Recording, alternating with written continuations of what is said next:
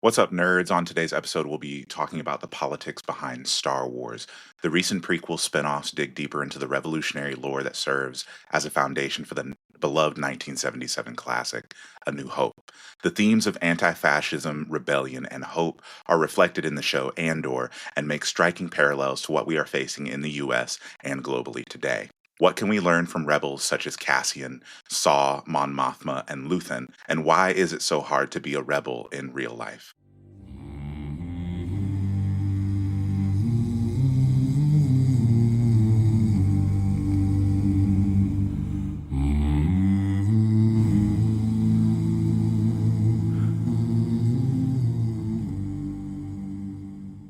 I am joined today by Sydney and Desiree, but we also have a special guest, um, Cerius Blaq. Hello and welcome to Friends with No Benefits. It is awesome to have you here today. I'm Um, very excited to be here. we are very excited to have you here. And Desiree and Sydney, of course, it's awesome to have you here with me as well. Today we're talking about Star Wars, and I'm very excited to talk about this topic because it's very near and dear to my heart. I grew up on it with my dad introduced me to it, and being radicalized and becoming a communist, seeing the parallels between Star Wars and real life today. I've been very excited to have this conversation. But Sydney has basically built a framework for us to go off of. And so we're gonna follow her lead through this. And if we have any points that we want to touch on, then we can do that. But go ahead and take us off or set us off, Sydney. I think the best place to start is discussing the very beginning of Star Wars back in 1977 when we were introduced to A New Hope. When we were looking at A New Hope and watching it, we were introduced to the concept of just good versus evil, light versus dark. And it was a very simplified uh, version of the battle that we're facing, and especially we didn't really get a good look at the politics that were involved in the empire, the rise of the empire. And even when we got to the prequels from the early 2000s, we still didn't get a whole lot of the political um, I'm losing the word, but the political underbelly of what was happening. We were really just entranced with the lightsaber fights. We didn't get a good idea of what was going on with the rebellion until we got to Rogue One. And from a spin-off with Rogue One, we got into Andor, which really delved into a it was essentially just a spy show of how to build a rebellion. And with that, we were introduced to the characters of Cassian Andor, Luthen Rael, Dedra Miro, Cyril, and Mon Mothma. And really, they are the ones who pushed the rebellion, even though we got to watch Luke be the one to destroy the Death Star and then rebuild the Jedi. It was the only way it would have been possible in the first place if it had been for the foot soldiers of the rebellion, such as Cassian, such as Luthen, and Cyril. All of them had their role to play. And I think that's why Andor and Rogue One are such critical pieces of media that need to be watched in today's day and age because we are currently looking at a fascist regime. And there's no way to get Absolutely. through it without looking at these pieces of media and seeing what they did. Percent. So, one point I want to touch on, like you were saying, we didn't really get too deep into the politics in the original trilogy and the prequels. We got more politics in the prequels than we did in the OG. And the first mention that we have of anything sort of political in the OG series is that round table with Darth Vader, Grand Moff Tarkin, and the other heads of the military. They note that the Emperor has finally dissolved the Senate. So the Senate was, up until that point, the Senate was basically just figureheads. And at that point, the Emperor has now completely dissolved the Senate. The Emperor has now now has absolute power. There is no need for talking heads. And then in the OG trilogy, that's when we're introduced to the idea of who Palpatine or how Palpatine came into power. Um, so yeah, that I just wanted to touch on those real quick. And we can just jump in at any time, right? Yeah. Oh yeah, go for it. Okay, okay. Well, something I was thinking about as Sid was describing, what we got in the first movie and the initial trilogy. It's been a while for me, but I think that what's important to recognize too is that while they did establish like clearly a villain of the film, Hmm. they just all you got was that this villain had a red lightsaber, maybe, and they wore all black and they had a weird voice and all that. But the underlining tone of politics was there. If because at some point they're talking about the fact that he is this warlord type character, and that's clearly not a character that is like for the side of the people if they're trying to take over planets and build like a giant doomsday machine. Right. um Nobody who's like you for mutual aid is on that journey. Hmm. And so I think what we got in the later movies is the fact that I think they tried to put that idea in there, but they realized, you know what, I think we're just gonna have to spell it out Hmm. for people. Yeah, and I what I love about George Lucas is he's never shied away from what the like when in interviews he's never shied away from what the original message of A New Hope was. Hmm. He's been very clear, and I don't know about his current politics, but he's been very always been vocal about um, where he stands politically in the past. He's um, more of a left leaning sort of person, and Yep. so he originally he based the rebellion off of the Viet Cong, and the empire is based off of the United States. A lot of people got up, a lot of Star Wars fans get up in arms about that because rah rah siskumba America, but the empire is literally based off of the United States. The way that they try to impose their will on the people of Vietnam, and subsequently lost that war. Nobody likes to admit that either. The United States got their ass handed to them. And what I love about George Lucas's approach to Star Wars, I mean, he got his inspiration from, people like Kurosawa. It was supposed to be like a samurai sort of film, and George Lucas was his focus, his overarching focus was on the story of the Skywalkers. And so we got, like these are uh Luke Skywalker was quote unquote a Mary Sue, this person that comes out of nowhere and then gains all of this power and and becomes the savior of the rebellion. But like Sydney was saying, this is like, our introduction to the world of Star Wars is the Skywalkers, but now we're starting to see more of everything be fleshed out more, and understand who these people were that weren't the Force wielders. The most important people in the story are those who are not Force wielding individuals. These people who are boots on the ground doing the dirty work. Because if we're going to be honest, and compare this to modern day happenings in politics, the rebellion is, it's a revolutionary movement, and the way that they operate is the spitting image of what most uh, major countries today would call terrorists. And honestly, if we're being honest, if you're not being called a terrorist at this point, you're probably on the wrong side of history.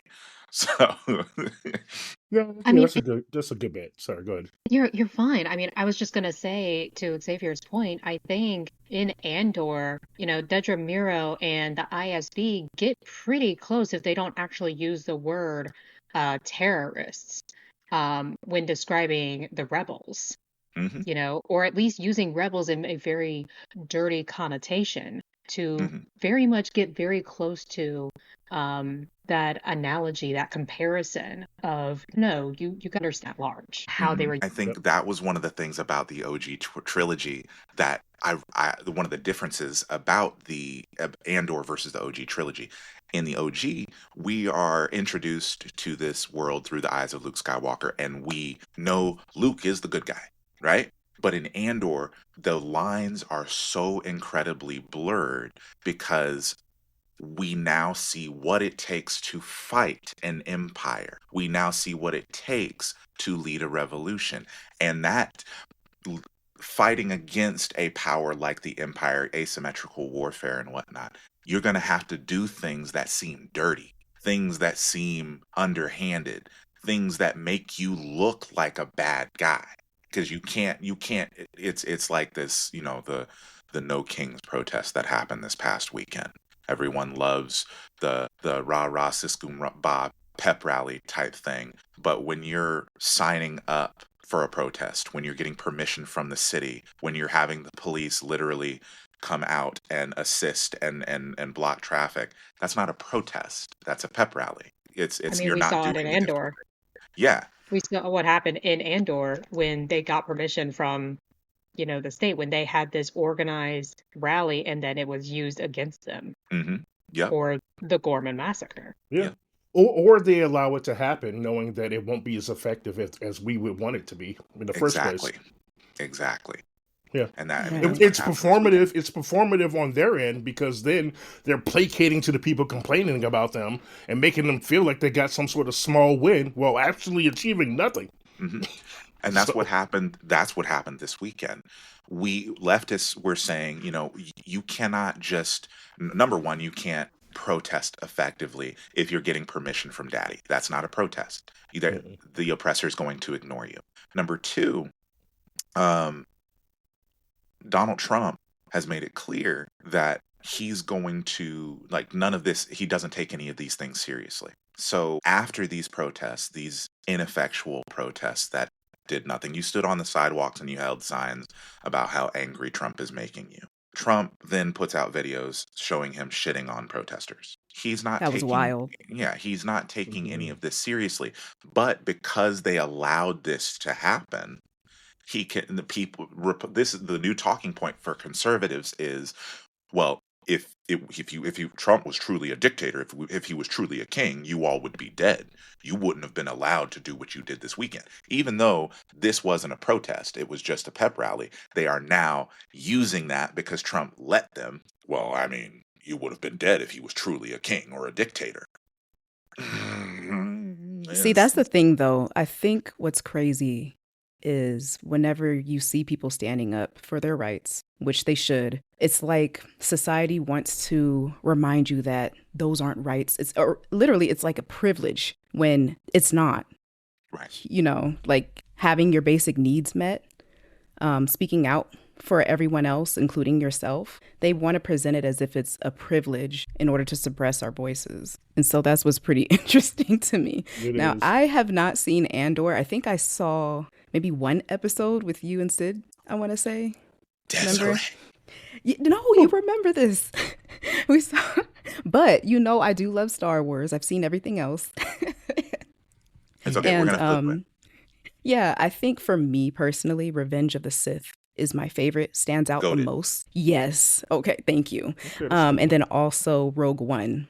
Rogue One Well, really hit, especially the ending, It that slaps. self-sacrifice. Yes. yeah. And I'm just now accepting the ending of Rogue One as a fan because I never liked the ending. And Right. I'm admitting that here Right. and now. Because you watch it, right? And you fall in love with these characters. I mean, of all the Star Wars films, I've never been so connected. Being a leftist and a communist, I've never felt so connected to characters within the Star Wars universe. And I'm like, holy shit. these are people of mine own heart, or after mine own heart, you know. And Mhm. you come to the end of the film and you already know how it's going to end because we know how A New Hope begins. But you're Right. like, no, no, no, no, no, no, no, no, no, no, no, it can be different. Retcon it. Retcon it. Yes. Right. I had an alternative ending in my head for many years Yeah. until I finally Yeah. just It, faced the fact that, But you as know like what, there's the movie's going along, self-sacrifice. you get towards like the Yeah. middle of the movie and you're like, oh shit. Oh No, no. I already know Yes. how it's Like going. You're like, like wait, no, no. where's that space Yeah. magic when you need it? Yeah, that's what I'm The saying. space Well, I mean, magic. right. Leia, what is it? The Last Jedi, Leia is able Right. to survive space and then fly back into the ship. Give me that. Yeah. Exactly. But what I Listen, love okay, but most that's about because it's this, Leia. yeah, that's because Yeah. it's, yeah. But what I That's love because most it's about the Leia. Star Wars universe in general is the fact that there's a lot of like timeless themes.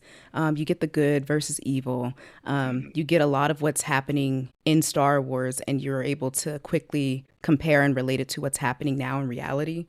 It's quite interesting. It tackles a lot of world issues, including political corruption as well. Yeah. Absolutely. I One think the main. Sorry, go ahead, Cerius. so one of the things I wanted to mention were two other shows, and that would be Clone Wars and Mhm. Rebels.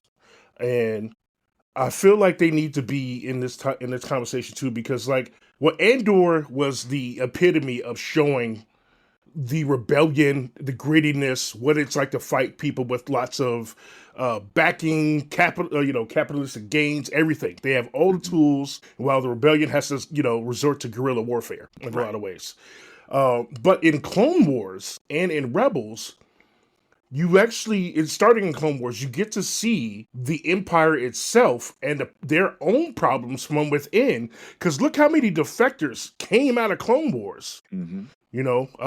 Because I don't know how they got tricked into working for the Empire in the first place, or some of them, obviously, like the clones, were just made and like, this is your job now, Right. whatever. But even at some point, some of their top generals and stuff was like, "Yo, we not the good guys," you know. Yeah.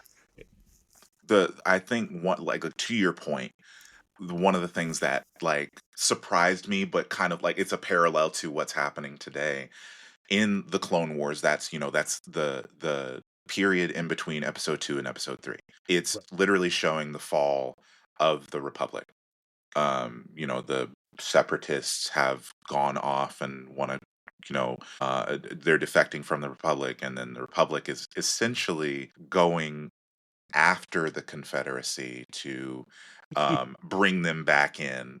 And like they created a droid army and whatnot to fight against the Republic. But the overarching theme is the fall of the Republic, and how through all of this you have Palpatine pulling the strings from the background. This has been in the making. It's like what's happening in the United States.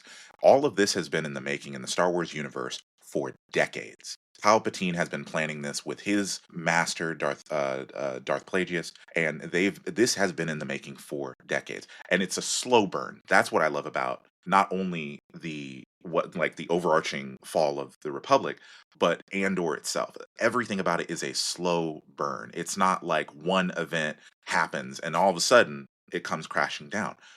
Same with the United States. What is happening in the US is the culmination of not only the Confederacy not being held accountable, but the Nazis after World War II not being held accountable as well. It's just been placation after placation for the feelings of racist white men, time and time and time again.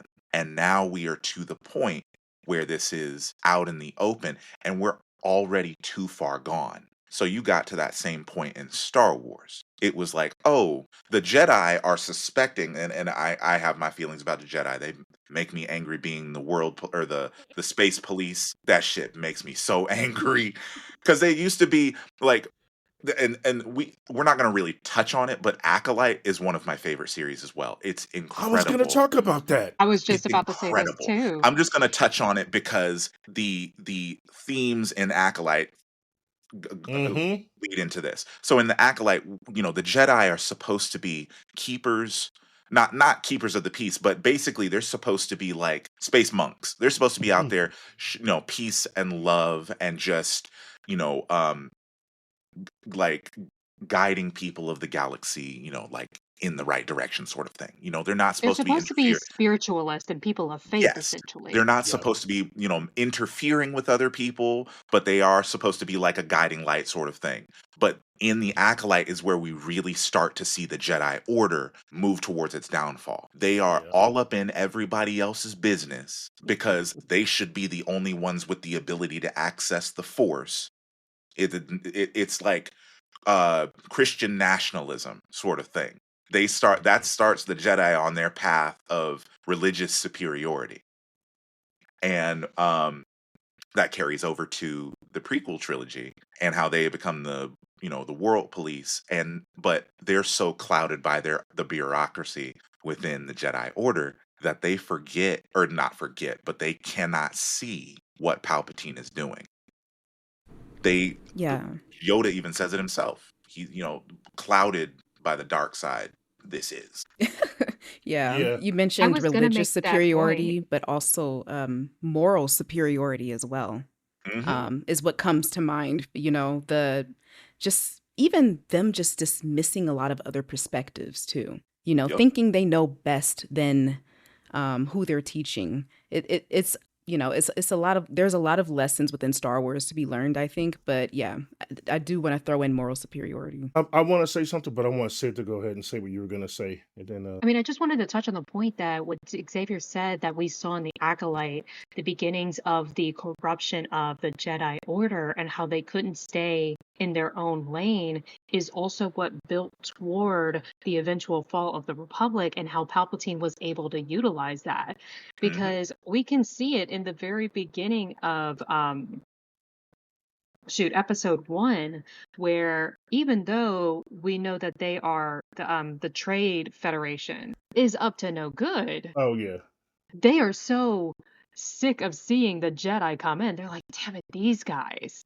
And Mhm. you can understand that that is a universally felt um feeling Yeah, it's like the yeah, Jedi should within be the universe. used. The Jedi are supposed to be, like we said before, they're supposed to be just like monks, space monks.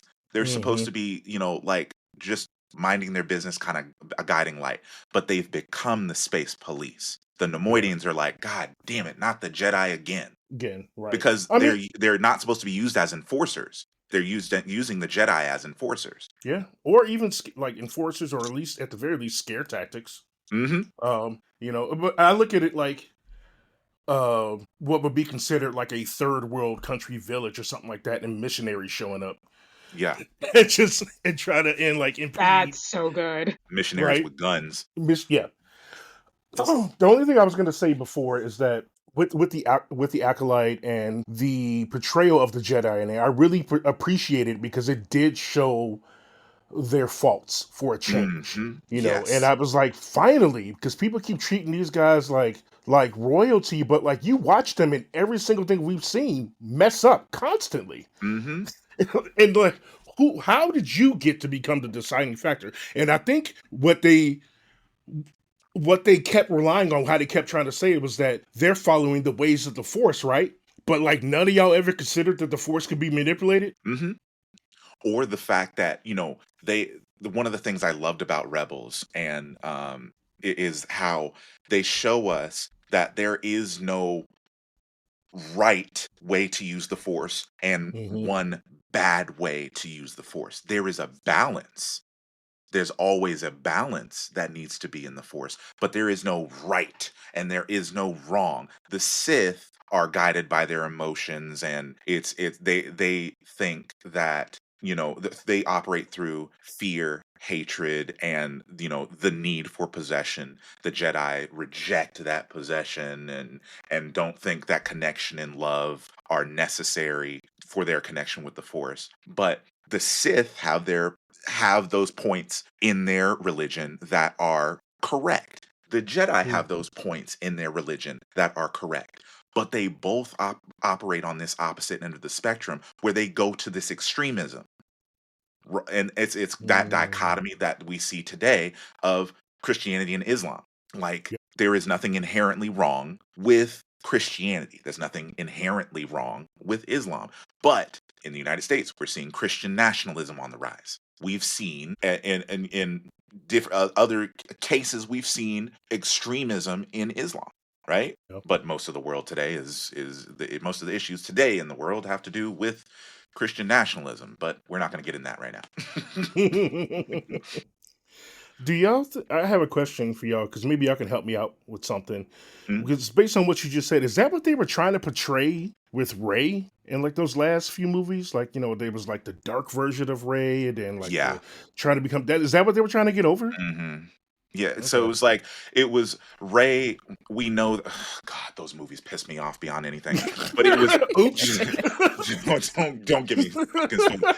I I'm just I'll explain it real quick what I mean. So Okay. I enjoyed the Force Awakens. Okay, I enjoyed the Force Awakens. I was very excited to see a former stormtrooper become a Jedi, and it would Right. have been amazing if Rey and Finn were the dyad. That would have been amazing, right? But then you have a director like Ryan Johnson come in, who's I need to burn everything down to start afresh. He Ryan Johnson is a great director, but he does not deal with characters of color well. He took all of the characters of color and basically threw them under the bus. Yeah. They Absolutely. became stuck in side plots. And I hate talking about And the and sequel weird trilogy. ones. Mhm. Yeah, I hate talking about the sequel trilogy because there were people that hated the movies because they're racist and bigoted and misogynistic, and I always get Yep. lumped in with those people because I just don't like the way that Ryan Johnson wrote characters of color. Yeah. And that's, but the, There the were way so that many better Ray was, directions they could have taken it. oh So yes, many better So directions that they could have taken it. Ray was dealing with the issue of being a granddaughter of Palpatine, and that's what they were trying to focus on. And it was also the fact that you had two different directors who are basically at war with one another. You should have already had an overarching, like with the MCU sort of thing, an overarching mm, framework for where the story is going to go, but they didn't do that. So you had Ryan Johnson come in, basically try to burn everything down. Then you had J.J. Abrams come back and try to retcon little things here and there as a, F you to Ryan Johnson. And it's completely just made everything worse. and we all suffered for it. Yeah.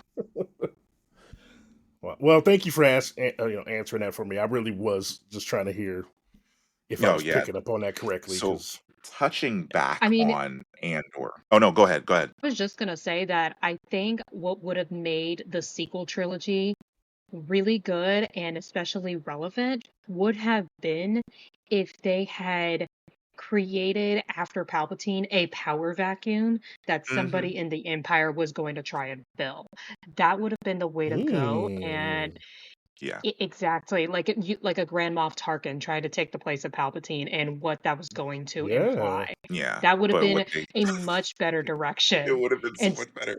Well, what they did was, I know that they've written books for like the in between era, but what they essentially did was, oh, the empire has fractured, and then they ran off into the outer reaches and then recollected and became the First Order. That seems a little too yeah. organized for how the empire got, Oh splintered. no, I didn't think about that. You just mentioned it. I forgot that. I totally blanked out. They're called the First Order, Hmm. but that was the rebranding of the racism. Okay. Yeah.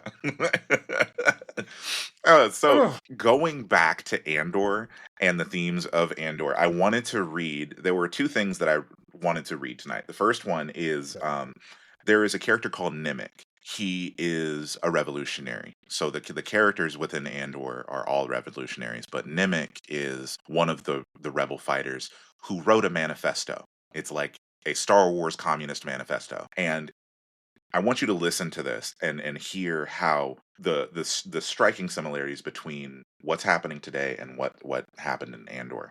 There are times when the struggle seems impossible. I know this already. Alone, unsure, dwarfed by the scale of the enemy. Remember this. Freedom is a pure idea.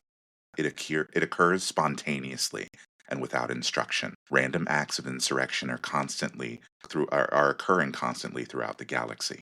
There are whole armies, battalions that have no idea that they have already enlisted in the cause. Remember that the front of the rebellion is everywhere, or the frontier of the rebellion is everywhere, and even the smallest act of insurrection pushes our lines forward. And then remember this: the imperial need for control is so desperate because it is so unnatural. Tyranny requires constant effort. It breaks, it leaks. Authority is brittle. Oppression is the mask of fear. Remember that, and know this: the day will come when all of these skirmishes and battles, these moments of defiance, will have flooded the banks of the Empire's authority, and then there will be one too many. One single thing will break the siege. Remember this. Try. That is one of my favorite speeches ever because it perfectly describes how right now we're at. I know this isn't the very beginning of what of the United States fall into fascism. This has been a long road, but right now Hmm. everything is in our face. Trump, the reason that you see these things, fascists are afraid of losing their power. They know that they are the minority. They know that they are weak. They know that they don't have the ability to maintain this power because they are outnumbered. So, what Yeah. they do in those situations is scare tactics. One thing right after another. Boom, boom, boom, in your face to keep you on your heels. Even though you know within your heart of hearts that if you all come together, you can defeat this system of fascism. They want to keep you on your heels so that way you are afraid to do anything. They use fear as a weapon. Even though the fascists are scared themselves, they use fear as a weapon to maintain control. Yeah, that's how they seize power is through fear, exploitation of public anxiety, Hmm. rather. So it's interesting to see that, and it kind of parallels the times of like when you think of Nixon and what he's done in the past, Hmm. how it's kind of reminiscent of what our current president is doing now, bending laws just for power. Hmm. And, the media putting out one thing after another, just, in the interest of gaining public fear and anxiety. Hmm. So I it's pretty think the interesting. case, Same thing with Palpatine, too. yeah. Mhm. I think the case studies for how fear is being used to manipulate is you look at the biggest example, Anakin Skywalker, Hmm. and how Palpatine was able to manipulate him with his fear of losing Padme and then his anger at losing his mother. But then we Hmm. look at a lot of the more relevant examples in Andor. We look at Cyril and his fear of not being able to fit in and that desperate need for acceptance from the Hmm. Empire. And then you look at Dedra Miro, who is very much afraid of losing status within the ISB and how Hmm. she is obsessive about finding what she calls access within Rail. Hmm. And And she then likes that obsession of her judgment. mhm. And Dedramira is a fascinating case study in right-wing women in general, Oh my God, you because hit it right on the head. yes, because she is the epitome of what happens, what these right-wing women will do to gain that proximity to power and how it will eventually just cannibalize themselves in the Hmm. end. Yeah.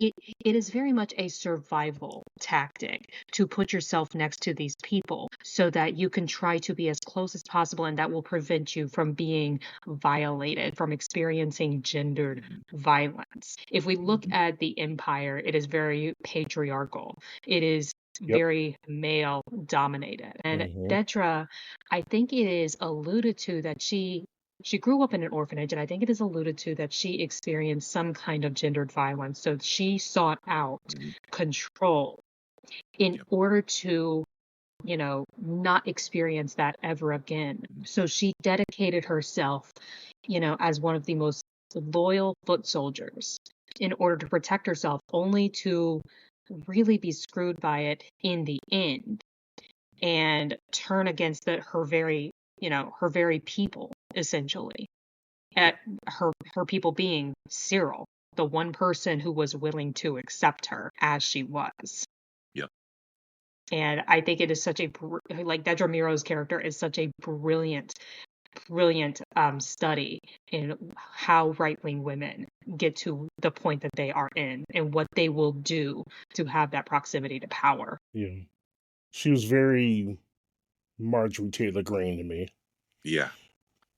Yeah. Just like at every point, because like we've watched her, if we were talking about real life parallels, be ride or die until she realized she was getting screwed. Yep. Yep. She scared the hell out of me when we were first introduced to Dedra. I'm like, strong women are, are they're incredibly attractive, but Dedra was like this strong. She was the coupling of being a strong woman, but she was terrifyingly ruthless. It Mm-hmm. scared the shit out of me because she didn't give a damn what kind of rules she had to break, what kind of protocol she had to go around to maintain her power.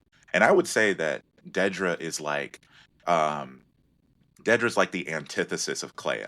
Dedra is the political compass opposite of Clea, Luthen's uh apprentice. Like Oh yeah. they are like the polar opposites of one another. And it was fascinating seeing how Dedra is ruthless. Clea is ruthless for the rebellion. Dedra is ruthless for the Empire. Clea is ruthless for the rebellion. And it was fascinating to see that parallel between the two. And then there was Mm. Bix thrown in there, who was like, I would say that Bix was a, Bix we were was talking more about the of gender. the average woman. She Yeah, Yeah. and experiences gendered violence, but and yeah, that's she what I was knows going that to touch on. Yeah. yeah, she experiences it and she knows that she wants to be free and she is trying to find her place in the rebellion. But because of everything she's experienced, she's not exactly an effective foot soldier. And Yeah. that's what she keeps being told. She is not an effective foot soldier. And I think what is so important about Bix's story is to admit that it's okay to not be a foot soldier. Yes. It's Yeah. okay. If you are not capable of being a foot soldier, don't. Do not be a foot soldier because in the end, you're just going to end up hurting the cause. I think Hmm. what was really Yeah. beautiful about Bix's storyline was she ended up going back to, I can't remember the planet she went to, that was essentially a farm planet, and becoming a mother. And Hmm. how it was very beautiful, and how that is a very important role to have Mm-hmm. in trying to build a world out of fascism, to be able Hmm. to say, I have my ideals and I will raise the next generation to have my ideals to build a new future. I think that was a very beautiful storyline to create for Bix. Even if we didn't get like a lot of it touched on at the end, it was still important to show that she had her role. It just wasn't a foot soldier. Yeah, it's important to have the people. It's obviously important to have foot soldiers on the front lines in the battles against fascism, but it's also important to have people who are going to raise the next generations, Mm-hmm. educators or parents or those that village that is there to raise the next generation of kids, because fascists are going to raise their kids to indoctrinate their kids within those systems, right? The empire was literally taking children from orphanages like Dedra and indoctrinating them into this system of fascism. It is incredibly important to have people within your lives that will not only be that village for you, but it's important to be in, if you are a parent, your job within that fight against fascism is to raise that next generation. There's still things that you can do from home. There's still things that you can do um, from your place for the overall movement. And one of those things is raising your kids. So it's not like you're not doing anything. Everyone has Right. their role in a rebellion. Do you think that, like, because you just mentioned it, um, they were taking kids from orphanages and indoctrinating them, and the real world parallel would be how in our country they're trying to control abortions Hmm. and anything to do with a woman's body and Yep. whether she gives birth or not, because they're trying like it. A lot of things scream to like we need more foot soldiers Yes. and we need more. Yeah. Okay. Yes. Because we live under a system of capitalism that requires bodies.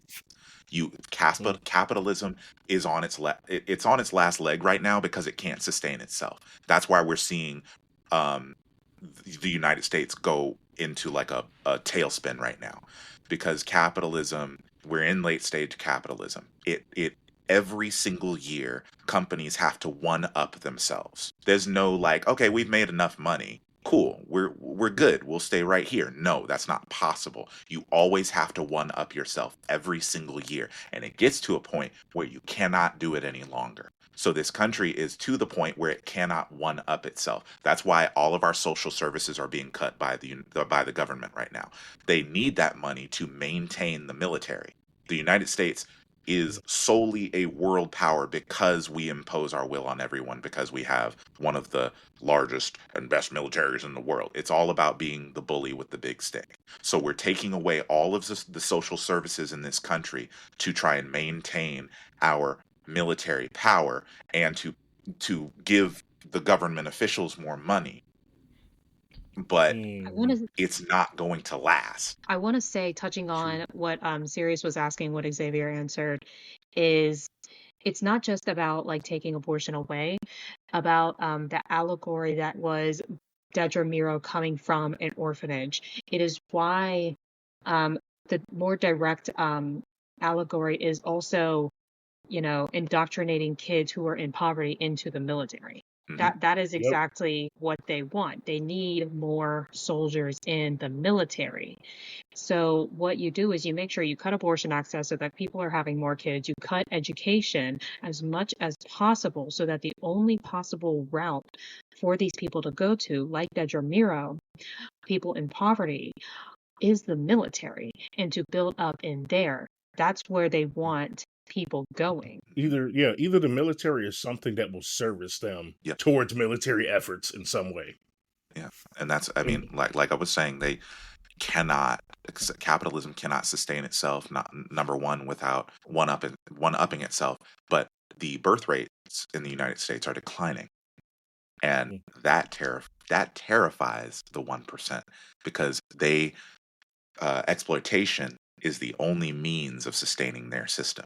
They need bodies to keep the gears grinding, throw bodies into the gears, keep them going. I think that birth rates are declining in a lot of countries in general. In the last 5 years, it's been talked about, and definitely in the United States, we can definitely attribute that to the terror regime and all that, right? But worldwide, if we're going to look at it, I think that has to do with patriarchy as a whole, Yeah. and why women like the birth rates are declining because men are in power worldwide, and Oh we yeah. just do shit. Mhm. So yeah, And so it's like a lot of different countries around the world, you're seeing women gain more rights, more ability yep. to stand up for themselves and speak out for themselves. And in that, they are saying, I don't want to have kids just to have kids. I'm not here to be your maid or your mom. Yeah. And so I want to have a career. I want to uh go explore the world. I want to just live life for myself. I don't want to live life for kids. But Exactly. it's Yeah. always been, you're supposed to be the one in the home. You're supposed to be, that's your job, to be a mother. Hmm. That's not their job. They have the No. ability to be a mother, but they have the choice. And I think that is a major reason you're seeing Republicans act out against women in particular, because Hmm. women have choices and they're not choosing to be Yeah. mothers, or they're not choosing Republican men. they're not choosing Republican men. They are I mean, if you undesirable as see Yeah. shit. all the dating apps and the way the Republicans lie Yeah. about who they Mhm. voted They're for, yeah, literally no, they're lying not Yes. Oh. because nobody choosing wants to be them. around them. And then I they was out gonna themselves mention that. anyway. They Yeah. always out Yeah. themselves. We were actually I was watching a video just before we started the live about this couple talking about, well, when you're in a relationship with somebody with polar opposite political views, why the fuck would you be in a Bye. relationship with somebody who's a Nazi to begin with? Mm-mm. That makes no sense. I No don't sense understand why whatsoever. people keep doing this thing where it's like they're political. It's not pizza toppings. It's not that No. simple. It's not. I think the relationship was, the man was a Republican. You're literally in a relationship with a man that thinks, number one, you shouldn't have the right to vote. And on a whole nother level, Republicans are actively trying to lower the age of consent to 14 years old. These are men who are okay with Ugh. pedophilia. This shit is weird. Why would you be in a relationship with somebody like that to begin with? And somebody pointed it out. One of the white people in my comment section, they said that because of the privilege that white people live their lives in, they treat politics like it's a hobby. They treat politics like it's, going to play badminton or something like that.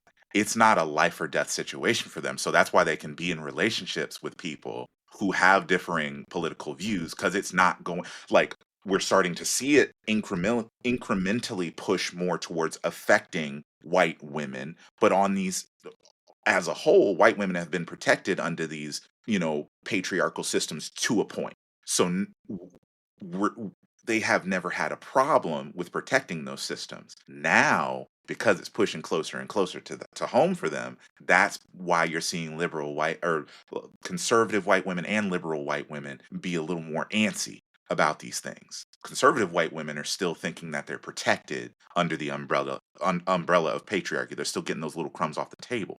But it's like Serena Joy in Handmaid's Tale. Oh, They she thinks oh she's boy. the architect of this. Serena Joy was the architect of the system, literally, but she got no credit for it. Mm-mm. She was the architect of the system. She was the one who came up with the XYZ. And then when she tried to speak up underneath that system, they cut her finger off because a woman's place is in the kitchen. You are not allowed to talk. Even so, what if you created this system? So what if you're a brilliant professor or politician or whatever? I can't remember what she was. It does not matter. You gave your contribution, but now you are supposed to be in the kitchen. Yep. That it's going to come back to bite them in the ass, and then they'll cry foul. Well, see, let me ask. I got another question, y'all. Maybe you can help me out. That type of behavior, that type of treatment, is that how you end up with a Dedra? Mhm. Yes, That's how that you is how get it? you end up Okay. with a Dedra.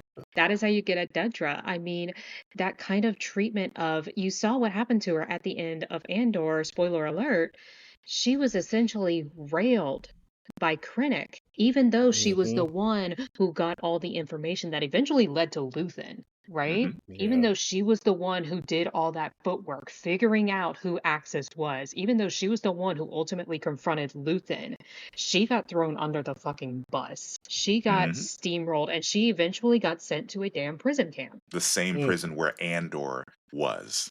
Hmm. That was That the he craziest part. realized build was building the Death Star. Mhm. That's the Damn. craziest part.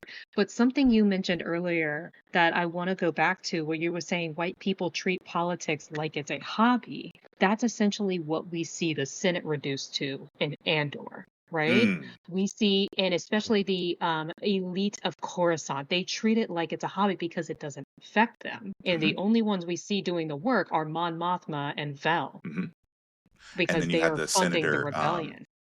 the senator Bail from Organa, Gorman. The senator from yes. Gorman at one point was treating it kind of like it was a hobby too, but then it started affecting him Hmm. personally because his people are Hmm. under attack. And then he's like, "Oh, no, no, no, wait, you guys, I need help. I really do need help." And then he starts to get more and more desperate.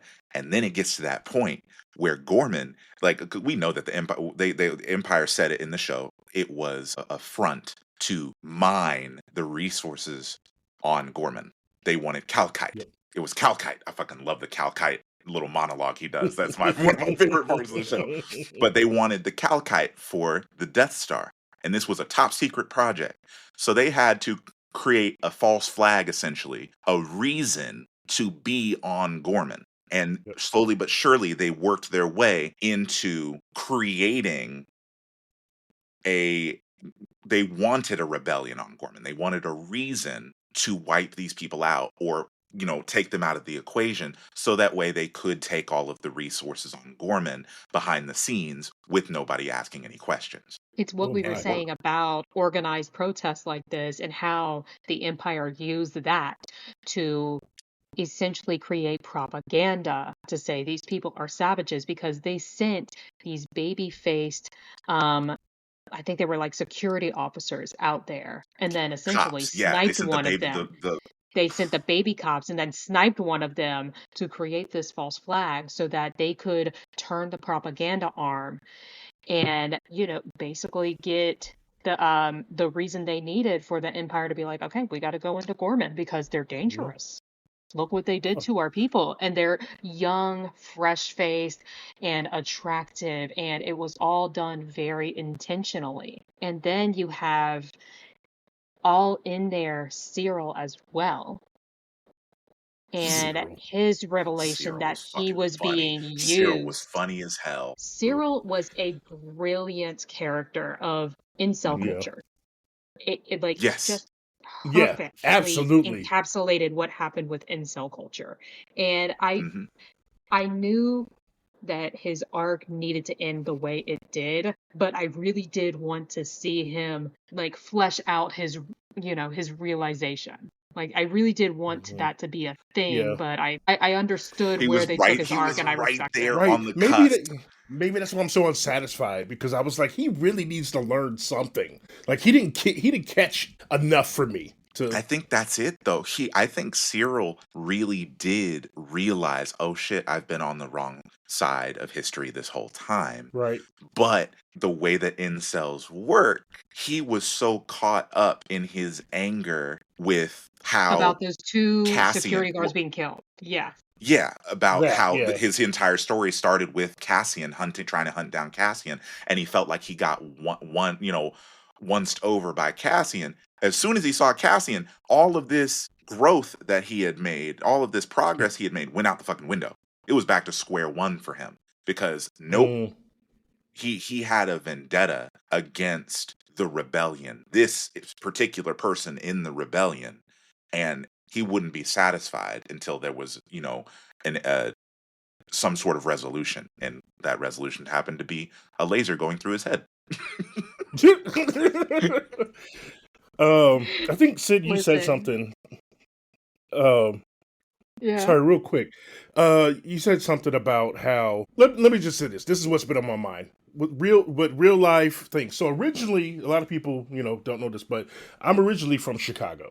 Mhm. Okay, and I now live in Portland. And all I can think about is how they are trying to get us out on these streets so that they have a reason to come here, like they did in Andor. Mhm. Like they're just really trying to get us out there, and I'm not. Yeah, One thing I It's such wanted a to touch on. double-edged sword. I'm sorry, right. I Like, just want to say real quick, like it's a double-edged sword of you have to be out there resisting, but at the same time, they are looking for a reason, Mhm. yep. And it's understandable why, they wanted to do the protest in the way they did to make sure it was non-violent, but at the same time, you went and worked with the system that is essentially meant to bite you in the ass, you Mhm. Yeah. know? Well, at the same But time, you too, do and have to be acutely aware that they're trying to get you out there. They're trying to get the reason, you I would know? definitely feel more comfortable being back in Chicago and being out there than I would here. Yeah. Because I'm here, I'm surrounded by too many people, too many violence is just not the answer, people. And I'm not saying I don't think that violence is the answer, but I think sometimes it's the answer. Yeah. So And that it really that actually leads right into the next point that I was going to talk about. What I loved about Andor is how it really focuses on the cost of human life. Like mm, we know that we, like, morally we don't want to see other people die. We don't want to die ourselves. But when you're fighting an oppressor, a fascist system, it is inevitable because the no revolution has ever been won without violence, without the cost of human life. Luthen understood that. Clea understood that. Cassian understood that. They all went out into the world knowing that any day could be their last because somebody could snitch on them. They could get caught. I mean, any number of things could go wrong, but they always stood 10 toes down because they understood this shit has to be done. If nobody else is going to do it, I have to. Like, what I don't like about the No Kings protest is everybody talking about no violence is violence is never the answer, and the answers I kept getting from liberals who were mad at me for calling this out. Well, I'm afraid. I don't want to die. I don't want to give them a reason. Fascists Everyone's don't fucking need a reason. they afraid. don't need a reason. Yeah, they don't need a reason. They want to get a reason from you, but they're going to do it anyway. They're going Mm, to grab power anyway. We're Mhm. watching Trump do it bit by bit. He's just wanting us to get out in the street so he can do it whole hog all at once, but he's doing it bit by bit anyway. And that leads into the speech that Luthen gave to I can't remember his name, the redhead guy, the other ISB agent. He The gave this mole. incredible, yeah, Or the he mole. gave Yeah. this incredible monologue to him because the dude is afraid. Like he's a mole within the empire. Yep. If he is caught, it's That's it. dunzo, absolutely dunzo, and he's terrified. And Luthen is like, bro, you told me that you were in it. Are you still in it? And Mm. he says, calm, kindness, kinship, love. I've given up all chance at inner peace. I've made my mind a sunless place. I share my dreams with ghosts. I wake up every day to an equation I wrote 15 years ago, from which there's only one conclusion. I'm damned for what I do. My anger, my ego, my unwillingness to yield, my eagerness to fight, they've set me on a path from which there is no escape. I yearned to be a savior against injustice without contemplating the cost, and by the time I looked down, there was no longer any ground beneath my feet. What is my sacrifice? I'm condemned to use the tools of my enemy to defeat them. I burn my decency for someone else's future. I burn my life to make a Mm. sunrise that I know I'll never see.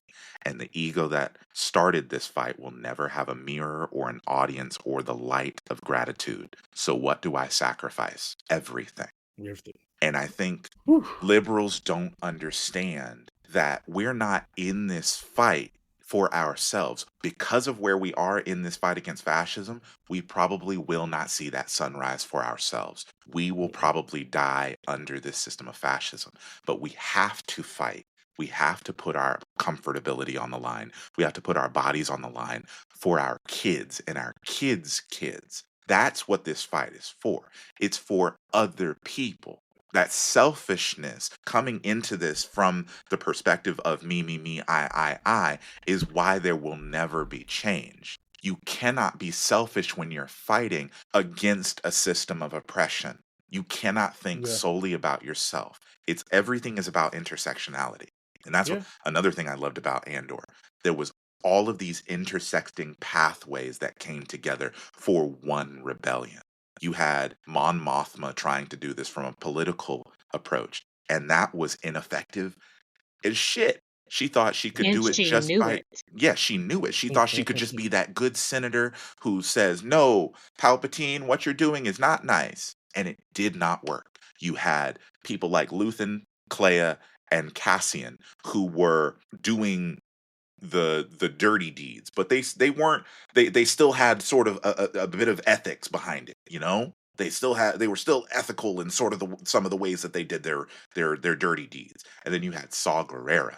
Oh Saw boy. Gerrera did not give a Saw Gerrera didn't Man. give a So flying fuck. I love that dude, but he terrifies me. I'm like, do I Mm-hmm. have the strength to follow a Saw Gerrera? Because Am I that one? Saw Like was like, Cassian, maybe. I'll be sneaky, but Saw will just jump out the plane. mm-hmm. Just Saw was like Saw had the loyalty of his men because they knew that he didn't give a shit. He would literally like that scene where he figured out who the traitor was in his crew. oh yeah. Oh He yeah. Saw is so one of the reasons that one of the problematic things about Saw is his inability to trust. He is Mhm. so incredibly paranoid. You know, like you could argue that that's a good thing in in that particular fight against fascism, but it led him to ostracizing other people who, you know, wanted to be allies in a sense. The rebellion was trying to, the Mon Mothma and people like Luthen and whatnot, they're trying to ally with him in different operations. And because he is so untrusting, he's incredibly far left, like anarchist What? type shit. Yeah. And he was What happened to so, him? so in, you've seen Rogue One, right? Yeah, no, I mean like, sorry, I meant like Oh, like what? like So what happened to him to make him that way? he he lost family. He watched Yeah, he as lost, the but he lost. but how somebody had to betray him in such a Mhm. way because they Yeah. don't give you the full story, but like he is top tier untrustworthy, Oh yeah, untrusting. man. The man is like I love his character because he's very much an anarchist and does not trust he fucking despises the empire, but he hates how toothless and feckless the talking heads of the rebellion are. Saw Gerrera is, I'm gonna get shit done. If y'all gonna sit there and talk, I'm going in. I'm gonna do it, and that's why he doesn't want to work with the rebellion all the time, because they would rather discuss things in a committee, and he knows that the rebellion at times, especially when it comes to people like Mon Mothma, they will, they know that they have to use violence, but we will try other means before we get to violence. Saw Gerrera already knows we can't do that. We can't do that. Just go. Right. Just But I go. mean, that's the Just get in point you there. made about everyone having their role and the, various rebels that we see. Saw had a very important role in finding out about the Death Star Yep. from Jyn Erso's dad. Hmm. Galen Erso. Yeah. He was the one who got that intel. And even though he was unwilling to share it, it's very important why. Because if he had shared it, he hadn't been so exceedingly paranoid and made sure that the person who got that intel was absolutely trustworthy, Hmm. we probably never would have gotten the plans to the Death Star. Yeah. Yeah. And as Right. annoying as it is, his lack of trust and whatnot, like intersectionality. You have all of these different parts of the rebellion that come together. It may seem dysfunctional at times, but it's still necessary to have all of these different parts because it's not a monolith. Interesting. Something else I thought about too that Andor kind of showed as well. Um, and I think that's transactionalism. Like between so if you take the characters like Mon Mothma, and she had transactional acquaintances and friendships Hmm. supposedly, and that's why she couldn't always get the backing, and that's why certain people weren't in the fight, and not just with her, but all around. You were saying that like you said, not everyone's going to be a Saw Gerrera, but not everybody's going to be a Mon Mothma. And then when it comes to liberalism here in the real world, they don't have to worry about certain things like that other senator. But it was also they bowed out because their friendship was transactional to begin with. They weren't going to get anything out of it, Yep. so they didn't stick by that side. Hmm.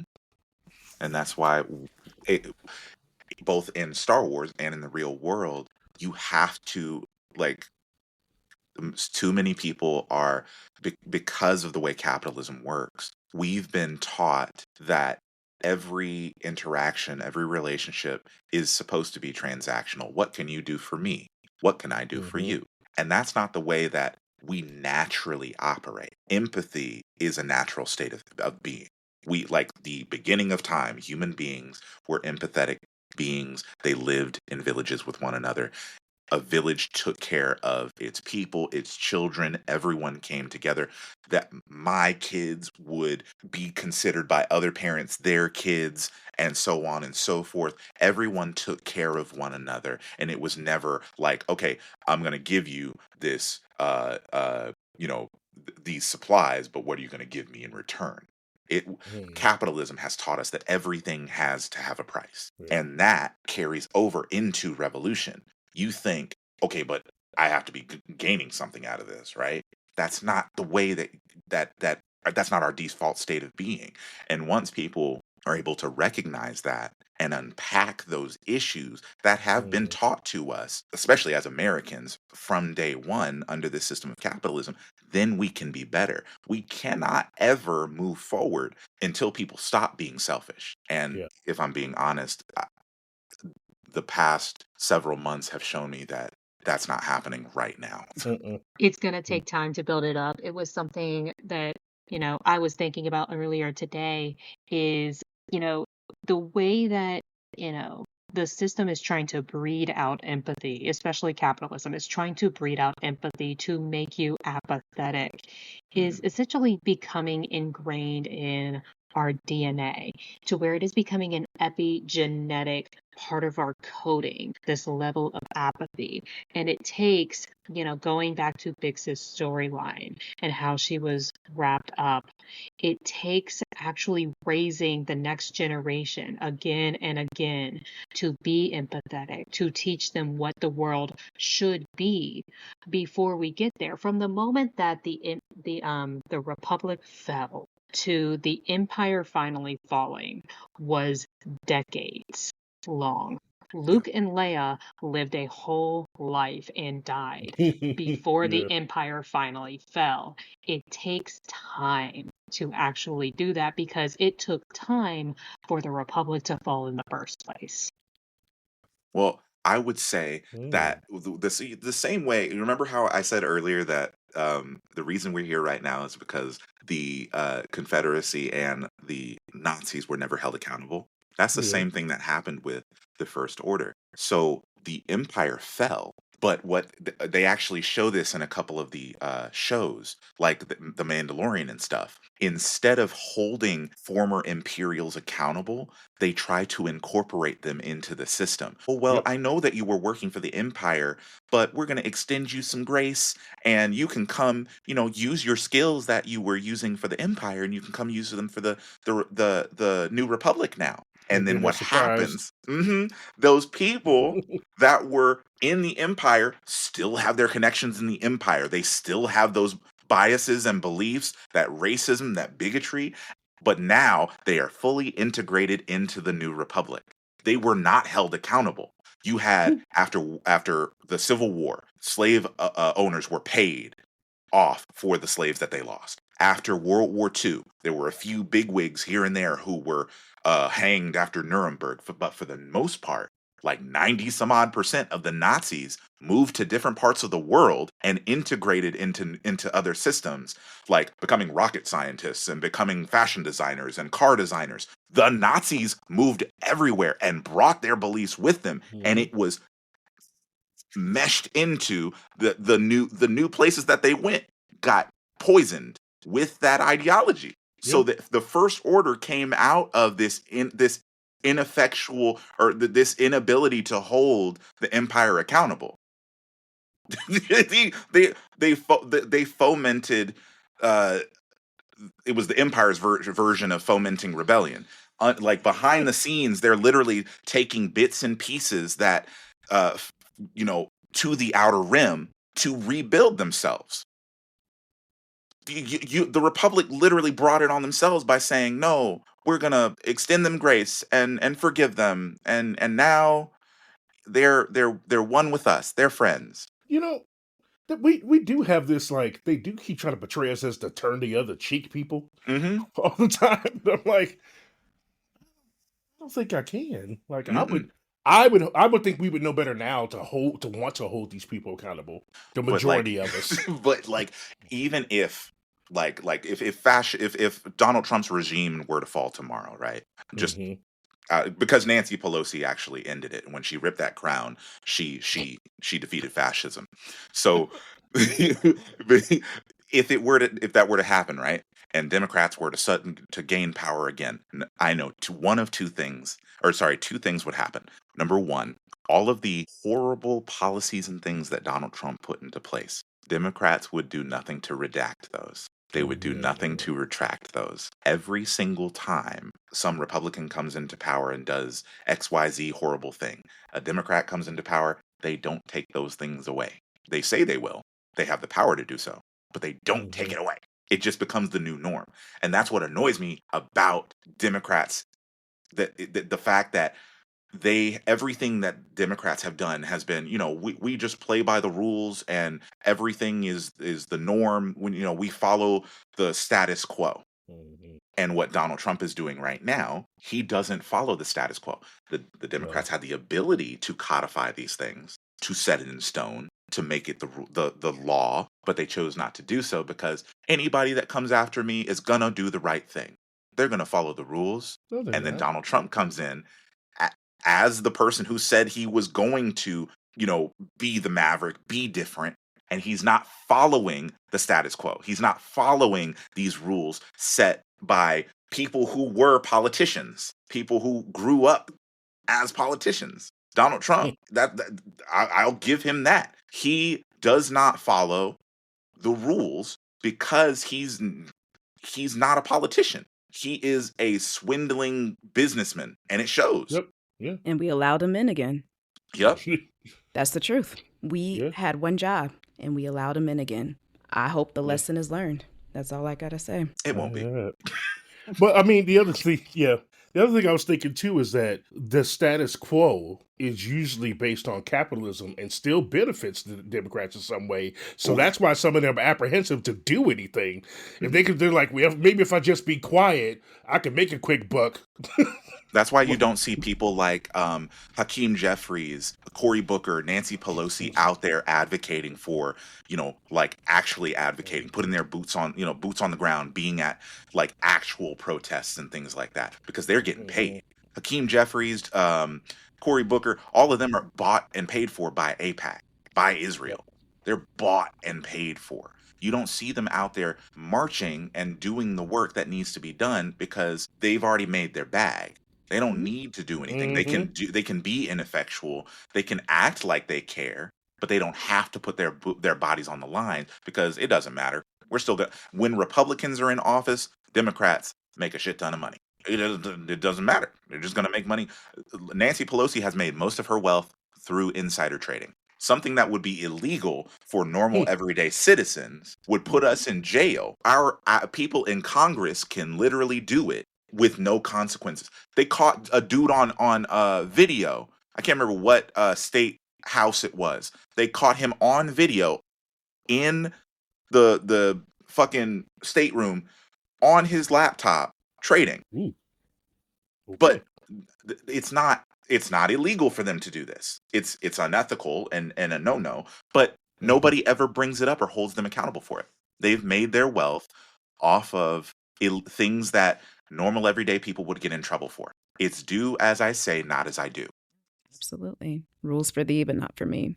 Shit makes me tired. And they're all in a different tax bracket, too. They don't normally have to go through the same things as the average person does. And so they're just so far gone. And yet these are the people in charge that we look to. We need to stop looking to them. They're all so old. Absolutely. Mitch Yeah, McConnell these are people falling who out lived on through the Jim floor. Crow era. I saw that. So I was like, darn it. literally did it on purpose so he wouldn't have to answer a question. You saw him he grabbed his aide and then fell. He did it on purpose so he wouldn't have to answer the question. That aide is better than me. Oh, my arm would move so fast. Oh, sorry. Yeah. Whoops. Yeah. Don't let it be the aide stairs. could have made the best power grab in history. Could have made the best power grab in history, but no. Right. Yeah, And but he black though. we he gotta keep look out for saying himself. things like, term limits. They need to have term limits and whatnot. But I don't ever see, like, you'll see people, Democrats, parrot these points. Well, that is true. We do need term limits. You don't see them doing anything to put these plans into power. Even when they have the majority, what we were just talking about earlier today, Biden at the end of his term was the Supreme Court ruled he essentially had unlimited powers as a king. He had the ability to prevent Trump from coming into office. Trump is a felon. He could have easily said felons can't become the president. He could have, that would have caused an uprising. You have the military. Who the fuck cares? Right. God damn, you have the National Guard. The fuck? That makes no sense. Well, which is how you're supposed to use them. Yeah. Yeah, they're the baseline thing would have been to, they had the ability to stack the Supreme Court. They had the ability to say a felon can't become president. They had the ability to codify Roe versus Wade, but they did not do it because, again, they keep in their minds, number one, they still benefit from these systems. And number two, in their minds, the status quo. If a president is a normal person, they'll just follow the rules. It's written down on a piece of paper. It's not chipped into the stone yet, but it's written down on a piece of paper. So they should be able to, they should follow those rules that are written down on that piece of paper. But you know what? To bring this back to Star Wars really fast is these fair weather Democrats Or another allegory for the Jedi, where if they had been more aggressive in making sure Palpatine didn't get to power, Oh my God. it could have been Oh man. prevented. You know, if they Listen. had actually done right by Anakin Skywalker and addressed his problems, this shit could have been prevented. Well, Anakin, Yeah. we can have a But conversation no. about Anakin, and Anakin is another example of that incel culture. Thank you. Yes. He's a I was just whole gonna other say. example of that incel culture. Because the second, I enjoy episode 2, but the shit creeps me out because Padme should have nipped that shit in the bud from the get Mm-hmm. go. Padme should have been like, yeah, no, it's been cool seeing you, Anakin, but I gotta go. But Right. no, he comes home after slaughtering an entire camp of Tusken Raiders and says, I murdered them, the men, the women, and the children. I hate them. And she Poor comforts him. baby. Yeah. She Poor That's what I was like. babies him. Oh my goodness, I need to be here for him. And you see that white women do that shit all the fucking time in real life. White men will go out and do this horrific shit, and instead of saying, "Whoa, therapy, I'm out of here," Right. they will come Right. in and, but you don't understand. The Republican group chat, the young Republican group chat, 40 years Oh, old, 24 to He's 40 just a years old. being baby. They're kids. He's just a kids. oh, They're so gross. kids. You don't understand. They're just kids. In Padme's mind, not only is she's attracted to him, but at the same time, he's Also still a weird. kid. Yeah, also weird. In her mind, he's still that little boy that I knew on Tatooine. That's weird, Padme. That's weird. Right. Why are Also, you Seriously. coddling him? You run a planet and you a senator and you put up with this? Yes. Padme had Whole ass options. senator, Padme had whole ass options. queen, did not have to have Anakin Skywalker. But I Right. mean, it He was ain't that her cute. whole breakup dress should have been the whole clue of I can get it. No. Her No. breakup dress should have been the clue, but no. You know what Like, gets girl, me? stand up. You know what gets me before they even go to Tatooine? Padme is sitting there, and this brings up that conversation of it doesn't matter what you're wearing, right? Right. It does not matter what you're wearing. It does But go to kindness. but going to Being going kind. to Naboo, telling Anakin the whole time, Anakin, no, we cannot be a thing. And then the final night on Naboo, fireside chat, Padme walks in with this thing on. I'm like, Gorgeous Padme, corset what with the are you high doing? neckline and the What are you tight doing? skirt. It This is boy you is are already like scratching at the glass drooling. for you. Right. Why are you what are you doing, Padme? If you are genuinely not interested in Anakin Skywalker, is this a test? Are you testing him? I mean, It and the was boy very much already has what no you common sense or said. training. No, has no common sense. He That's just what- speaks his mind. Anakin He was raised with struggling. monks. He was Oh, raised with monks he was raised with monks. He was too old. He was already and past supposed the to be age. celibate. He Yeah. had trauma out Decade. the wazoo, and they never addressed Taken it from because his mother, Jedi the only person who Actually, ever gave him happiness. are not supposed to, that's what's missing. have the connection and the emotional connection. They dropped the ball with Anakin so bad. He needed therapy. They didn't give it That's to what him. I was gonna say. That's what's missing from Star Wars. People needed therapy. Mm-hmm. Honestly, Therapy. where was the Needed therapist therapy. in Star Wars? Right. Why was there no Jedi Temple therapist? You literally have Jedi going out on these dangerous ass missions, protecting the galaxy and whatnot. Right. They need therapy. They use I their mean, Even they Star use their Trek knew to lightsabers have a to punch counselor you on in the head. board. Right.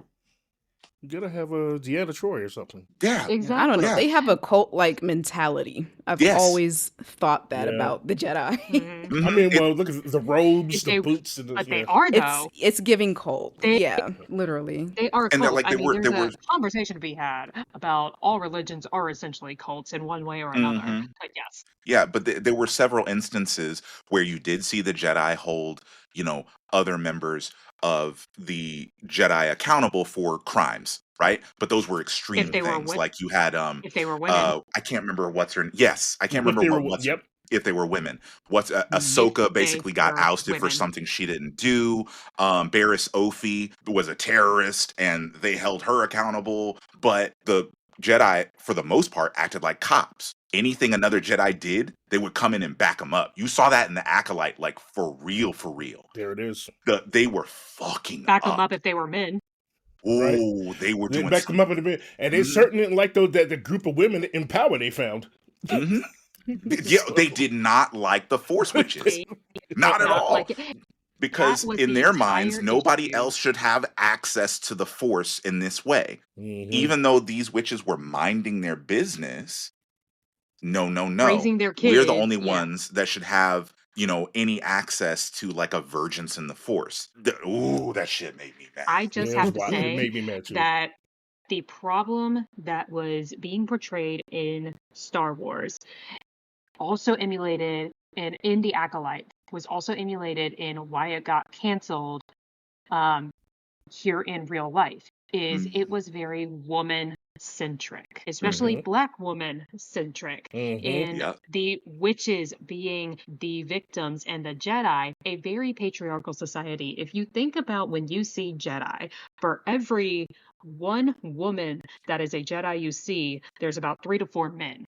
And the council It is is made up very of mostly skewed. men. Man, I was just gonna say, Exactly. I think there's maybe one woman that I've seen on the Jedi Council, and there have probably been Mhm. more throughout history. But for the most part, when we see the Jedi Council on screen, it's made up of mostly men. Yes, it has always been mostly men. So then you have the witches, this coven, and they're doing their own thing, and they are Force witches. It is a problem. And especially when they become mothers and they use the Force without the help of men to become mothers. It is a big problem. And that was a big problem to the toxic Star Wars fandom that couldn't bear to see that. Not just the fact that the Jedi were the issue, but the fact that the women were the victims, because of course they were. Yep. That always kills me, though, the fandom with the whole, if it's a woman who has any sort of decision-making role or any type of power, they're like, or a person of, person of color, whatever, like, this is unbelievable in this space wizard fantasy. Yeah. But this green dude with tentacles for a face is like, yeah, that tracks. Yeah. No, he's the one. He's the one. Like I like the sequel trilogy. We'll touch back on that. I had my issues with the sequel trilogy. I still loved the character of Rey because it was a fascinating point of view. It was a fascinating storyline to see this again. You have a character who is like Luke Skywalker, who comes out of nowhere. They do have a lineage that is incredibly powerful. It felt very Star Wars, very Star Warsy. That doesn't mean that there weren't issues in the sequel trilogy that annoy the hell out of me, like the people of color being sidelined. Holdo, the command. God damn, Holdo. I thought the character of Holdo could have been an incredibly powerful character. She could have been up there with Leia Organa as a general, but her whole plot line of not communicating drove me up a wall. You could have easily told Poe Dameron what's going on, and he would have understood it. He would have been, he would have been right there with you. Poe is not the person who's going to just full on disrespect you as a leader. He's gonna listen and try and work with you in the best way that he can as a subordinate. But because Holdo was literally withholding information the whole time, thought I need to go out and be the rebel and do what I need to do. There was no reason whatsoever that Holdo had to withhold all of this information. None. It's like in horror movies and stuff like that, when there could be a really simple explanation XYZ as to what's happening, but then they go into this long roundabout sort of answer, and it's like, you're wasting time. Absolutely. You're wasting time. That's every episode of Supernatural. Wait. Sydney got me into Supernatural. That shit makes me so mad. Yeah, Could that's have crazy. easily A high-ranking explained. officer too. Like, you would think that her communication skills would be a lot better. Yes. Just girl, Yes. stand up. There was no reason for her to withhold any information. I don't get No, that. But and you have the that's empire or the First Order on your tail the whole time. Literally, like that's my other thing. That when did bombardment in space become a thing? They're firing. They're chasing. We don't have the ability to go faster. We're chasing them and we're bombarding them as we go super slow through space. Where did that come from?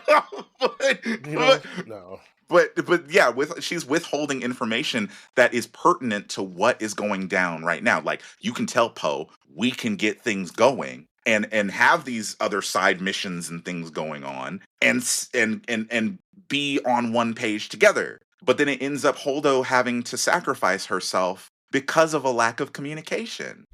It There that's was the just no seemed thing reason. unnecessary. about That's You were a sad. high-ranking officer. What was Yeah, the no. it reason? seemed There was unnecessary. a Like Holdo could have survived. There was no reason for her to have to sacrifice herself. Here's the thing though, there is a reason though, and it's because um in this system of sexism, you cannot have a strong female character who is not tragic. If you come to Um, think about it, Padme, Mm, she is powerful, she's outspoken, but she is tragic. She falls for Luke and that gets her killed. Holdo, or Anakin, yeah. she withheld this information, for whatever flight, and then she had to sacrifice herself. Leia, even though she is clearly a very good, capable general, in the end, she had to die at the thought of her son. And it had Oh to my be god! tragic. Every female gee, character that they write, you have to write mm, them as tragic. Even Yeah, that's typically that's the why, reason with scripts and everything. Mhm. yeah, yeah. like Yeah. even with Ray, even though she didn't have it, you had to watch her struggle with her emotional imbalance, It's right? true. Hmm. You have to Yeah. make these women tragic in order to make them palatable to a male audience.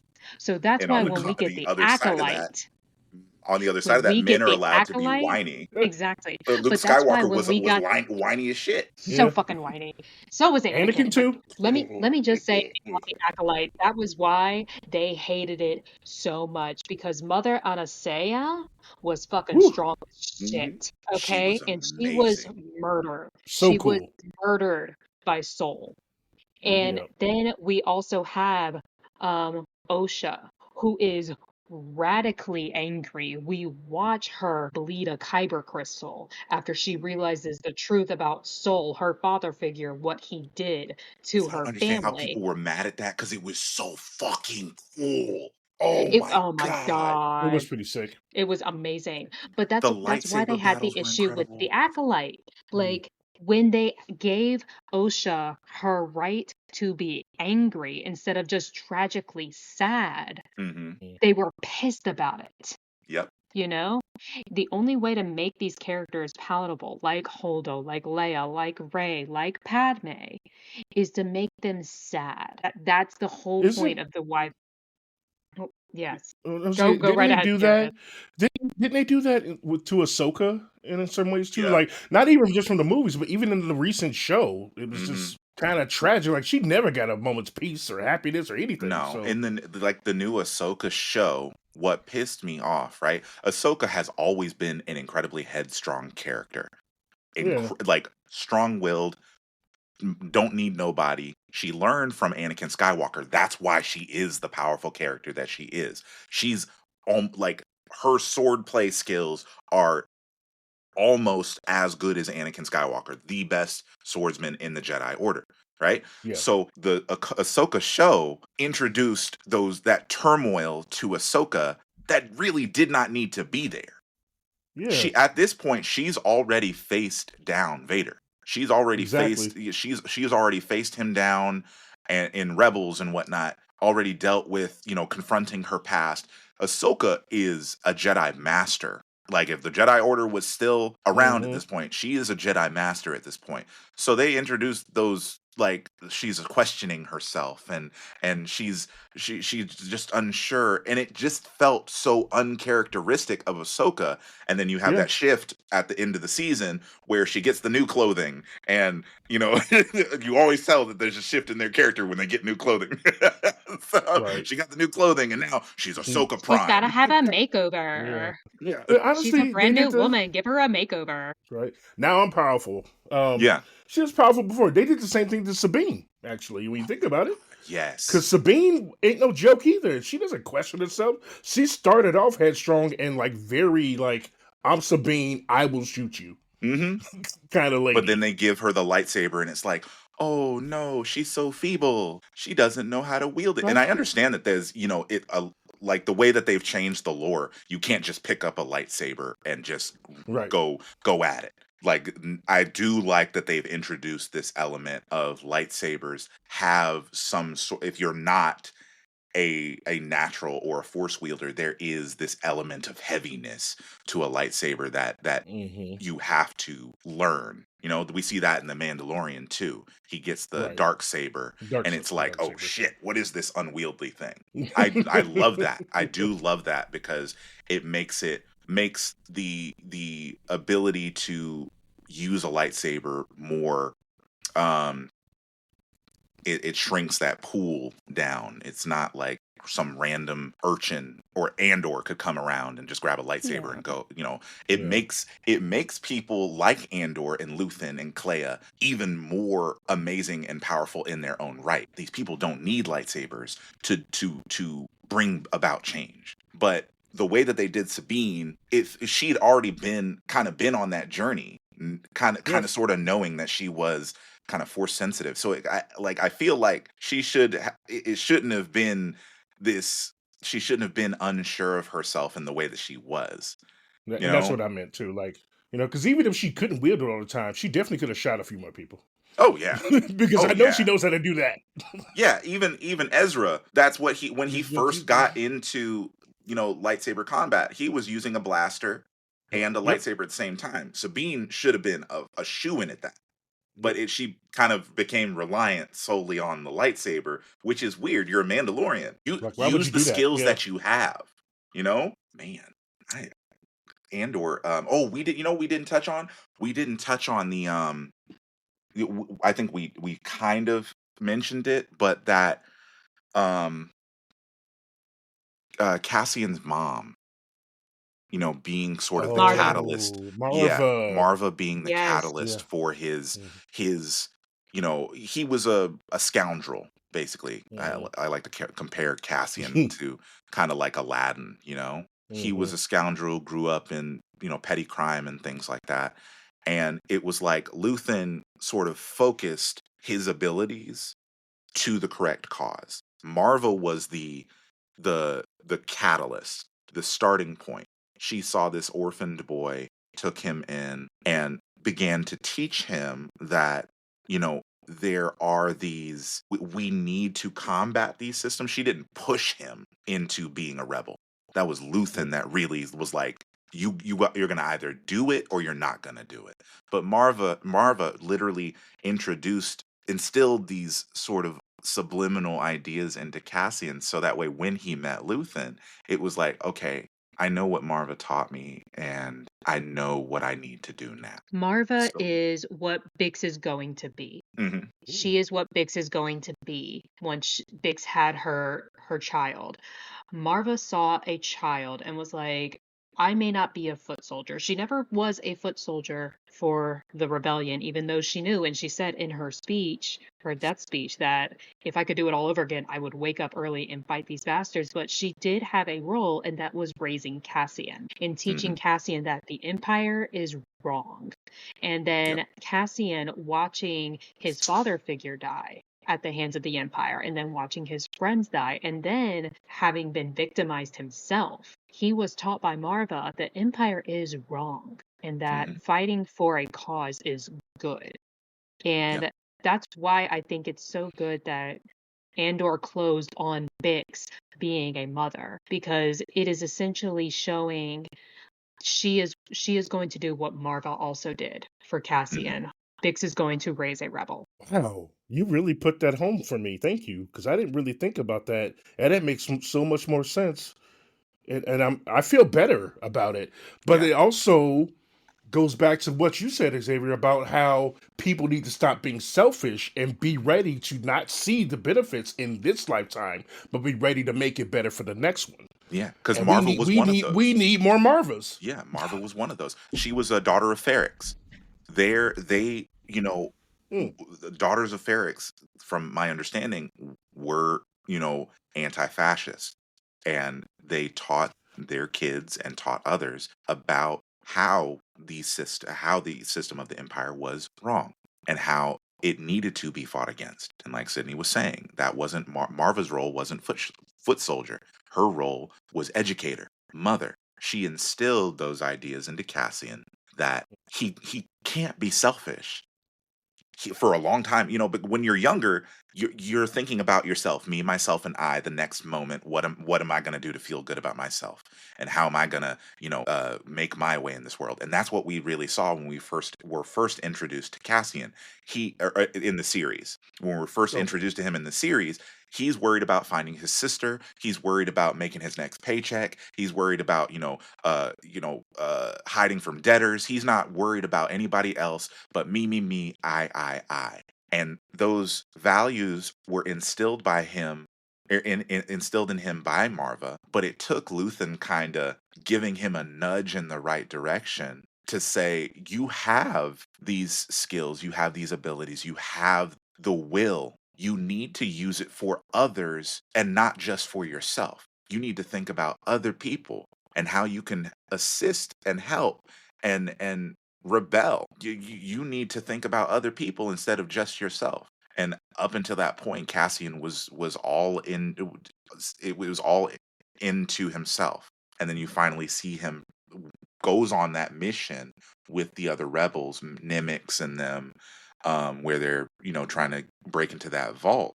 That's basically his first time having to branch out outside of himself. I'm sure he's worked with other smaller, petty crimes and things like that with other criminals, but this is his first time doing something for the greater rebellion and actually having to work with an organized um like an organized terror cell. So he's having to work with people who know their shit. Like Cassian knows his shit, but he's now having to do his job. If Cassian messes up, he fucks it up for everyone. Yeah, It's not well, like yeah, but his other things where if he messed up, it would just be his ass on the line. He messes up in this situation, everyone is counting on him. Nimix messes up, everyone is counting on him. Everybody has a role to play. It all And it if, just, yeah. And I just want to say, without Marvas and without Bixes, you get Dedras. Mhm. That's who you get if you don't have the people like Marva and Dedra, or Marva and Bix, to raise the next generation, to be a village. Because Marva didn't give birth to Cassian. She found a boy while she was scavenging with her husband, and then she was like, "Well, this is what I'm doing now. Yeah. This boy needs me, and the fate of the empire or the fate of the galaxy will eventually be on this boy too. He could Mhm. be the thing that changes it, and he was." Oh, and it's not lost on me, like talking about Cassian's stepdad, it's not lost on me that the only character that we see hung in the series is a black man. That shit hit way too fucking hard for me. That made me sick to my stomach. That Because was Mm. intentional, though. it had too much symbolism. That shit made me sick to my stomach. Because you like he was a rebel, but it wasn't like he was actively, fighting against the empire at that point. They literally singled him out Yes. of the crowd and then killed him and hung him. The only black guy. That shit was intentional, and it evoked, as for me as a black Star Wars fan, I know that evoked emotions that white people are not necessarily going to feel. Oh, they There was probably completely missed that. Oh yeah, it was too real because black. It's like it's letting you know that under these systems of fascism, right now, you're seeing that a lot of black folks are not engaged because it feels like everyone always leans on us as if we're the social justice avengers. We're expected to do everything, right? And even in this time of us minding our business, we're still getting targeted. Charlie Yep. Kirk gets offed by another white supremacist. Mhm. Black or universities, HBCUs are Use. targeted. Black people are being lynched. What did we do? So that was what I saw in Andor. It's like he's not actively fighting against the Empire. He, like, in his mind, or they don't know he's a rebel, but they choose him out of the crowd and he is killed even though he hasn't done anything. That's like, black folks are never safe. It doesn't matter if we're fighting against the system. It doesn't matter if we're minding our business. We are always the target. And that felt like how they were portraying it. It may not have been their intention, but damn, that's what I got out of it. Yeah, we're Yeah. not Well, I new mean, to that's this. We're true to yeah, this.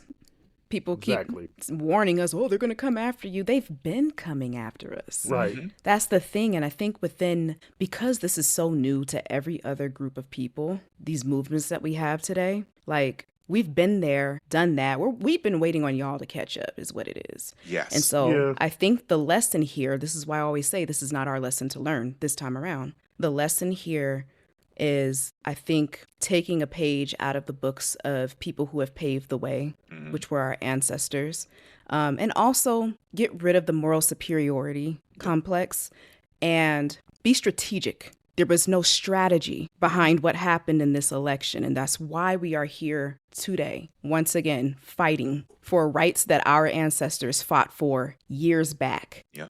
There's no Now we got to do it again. no accountability on the part of Democrats. It's vote blue no matter who. Okay, but you're not giving, number one, you're not listening to Why us when though? you're not giving or listening to us when you're in power. You want us to vote blue no matter who, but you no, this time we'll listen. We'll listen. You said that last time. You said that the time Hmm. before that. You're not we don't see transformative change with you. We have the ability to do that, but the complacency of Democrats is a major part of why we are where we are today. In Star Wars, the complacency of not only the Galactic Senate but the Jedi Jedi. is why we ended up where we ended up. And Jar Jar Binks, Jar, listen to me. I love Jar Jar Binks so much, but boy, he wanted to be accepted so damn bad that he played right into Palpatine's hands, and Palpatine knew that. He This Hmm. is why Jar Jar you Binks. don't do Nepo babies. Oh my God, Jar Jar wanted to be noticed because he got clowned on a lot. He was Hmm. bullied, and he felt like, I want to be important. He tried to ingratiate himself in a system that used him. Tokens get spent. Jar Jar was that token. He was the token that got put into the machine to give Palpatine power, and then Palpatine refused. Once he gained that power, he refused to give it up. Jedi were too the brilliance of Palpatine will never be lost on me. He gains that power, and then he immediately that war started. He gained the power, and he uses that war to not only keep the Jedi separated from one another, different parts of the galaxy. It distracts them from what he's actually doing from behind the scenes. That cloud, that shadow that Yoda keeps referring to. You have a whole ass war going on. Nobody is able to focus on. They think they're on the right side of history. They think they're the good guy. Nobody's able to focus on what's actually happening with the Republic. And then when it's too late, oh, wait a minute. The war is about to end. Like, we're about to get General Grievous. The war is about to end. Is Palpatine going to give up his power? He's not acting like he's going to give up his power. It's like um what Donald Trump is doing right now.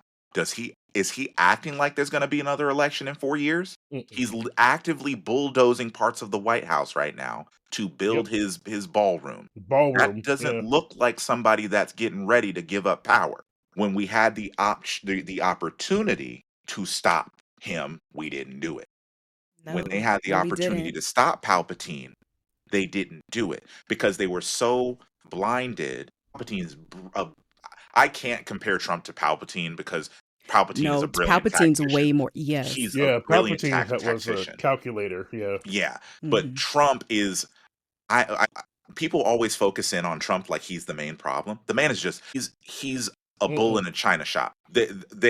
He had, It, like, his first term, he had people behind him who didn't know what they were doing. That's why his first yeah. term was just ridiculous. His second term, he finally got those advisors, those people that they are puppet on a string. They point him in a direction, tell him that's the way to go. He charges. Yeah, if anything, I would put him more as I would put Trump more as like a Grievous, Yeah. maybe a Duke. He ain't Yep. never the I could top see tier. Seems that. like they're in power. It seems like they're in Yeah. power, but in reality, they're just a pawn. Hmm. And Hmm. in the grand scope of Project 2025, if Trump falls, JD Vance is right there, ready to Yep. take over. Right there. That, And that's ooh, the shit scary is too. fucking terrifying. We keep Yeah, playing that's checkers scary. with these people. I don't understand it. And They they have playing been 3D playing chess chess. for a long time. Hmm. Right. I feel like Nothing it's we so have done thus important. far Mm. has worked. I feel like it's important to say, like, the presidency isn't actually the most powerful seat Hmm. here. Hmm. You Oh, know, absolutely it's not. going to be, again, the billionaire class who are funding Project 2025. And I Yep. want to go to what Desiree said about making sure we're organizing and strategizing. And that's the whole point of Andor and what Hmm. we saw. The rebellion was built on hope. Hmm. Rebellions are built on hope, but they are also built on organized resistance, on Yep. strategy, There you go. on um, what is it? Mutual aid. Mutual Like aid. that's what they are built on, and that is Hmm. the thing that we need to learn from Andor. If you want to get out of this fascist regime, and it is not going to happen tomorrow, you have to learn the lessons from Andor. Yeah. Strategize, organize, mutual aid. And I think Yes, that's what You without know what? strategy, you have nothing. a lot of people And, got and hung up also, on like, that. while No, we're go ahead. talking about strategy, make sure part of your strategy is talking to other people outside of your immediate group of people Yep. Oh, when you're absolutely. Yep. organizing. Hmm. You know, Absolutely. But when you're coming into, a space where people, have done this, like I right? said, we're not new to this. We're true to this. We know what we're talking about. Our movements has gotten everybody their rights. Hmm. Exactly. That's just a And simple well, fact. Nothing to brag about, but it's a you know, simple fact. Yeah. And they You have to have the listen to ability you to have absolutely. listen. right, that's the thing. Nobody's trying to tell you how to run things, but when you learn Exactly. from people who Uh-oh. have been there, been where you are going, you tend to listen in order to achieve what you want because the results show. Hmm.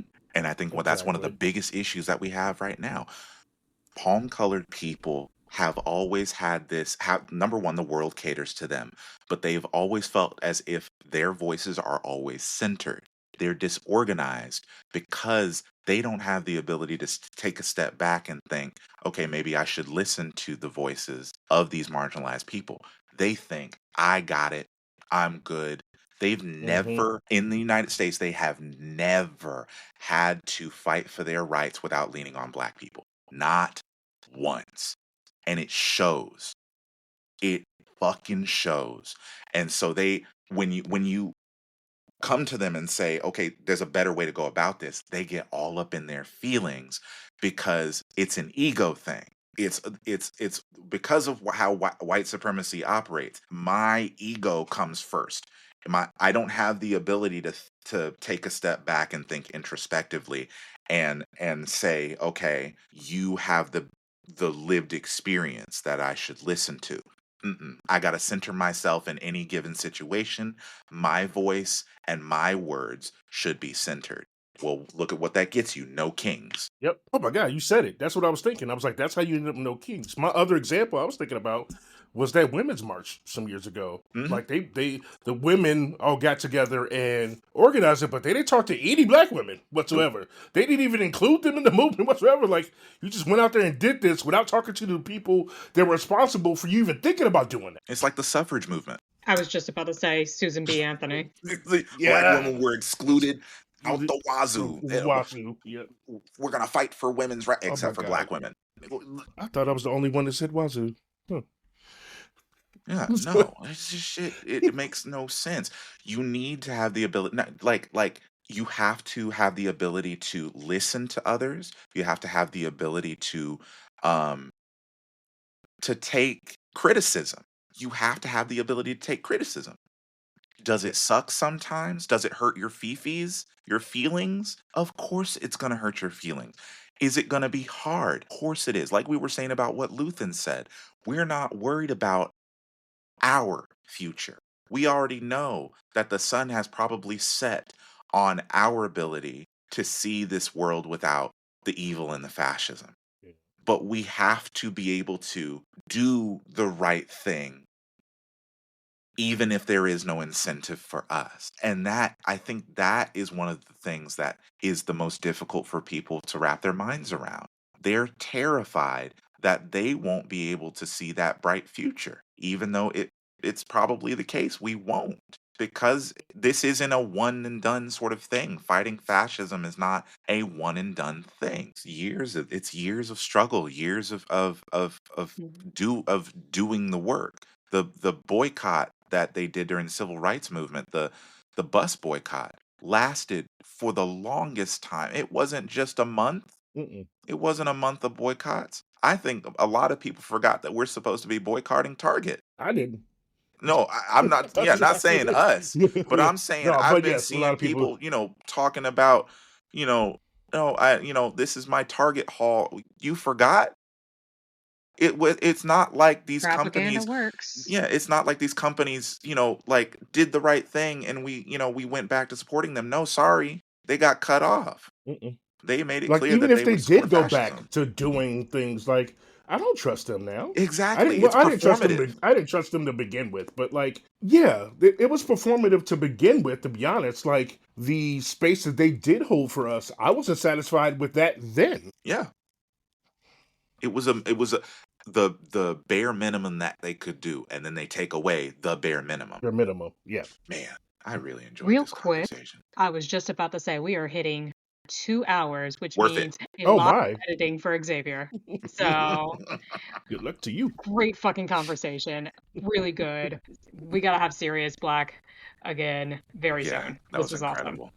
That was Thank incredible. you. Yeah. But yeah, I want to like give you all the space to like say any final points, because I feel like they said that they wrote Andor 3 years before what is happening right now, and it genuinely felt like they just went forward in time, wrote the Mm-hmm. script, and then went back because it's like a play by play.